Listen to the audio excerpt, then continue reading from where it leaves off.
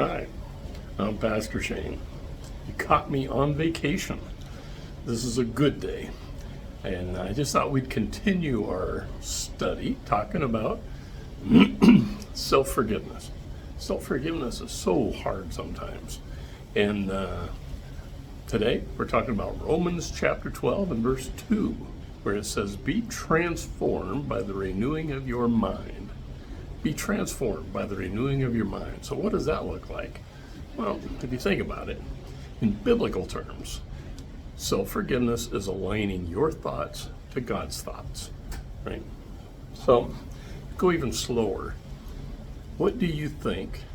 What comes to mind when you think of God? When you think of God, what do you think about?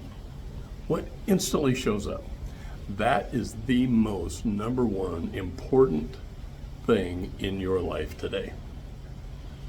What you think of God, because what you think of Him reflects on what you think of yourself. What you think of Him shows how accurately you understand who He is. How do we understand that? Well, I think that's another week's study on figuring out who God is and being accurate about it. Be transformed by the renewing of your mind. That means learning to think about your past the way God does, which is what? Forgiven, redeemed. It's not erased, it's repurposed. I had a dear friend that went through a terrible divorce one time, and she and I prayed about it a lot. We talked about it a lot. And when it all come down to the end, I explained to her, I says, you have went through a terrible ordeal, a very difficult ordeal. The thing you need to remember is God never wastes a hurt. So what's going to happen is He's going to take that thing that you have learned and use it as a life lesson.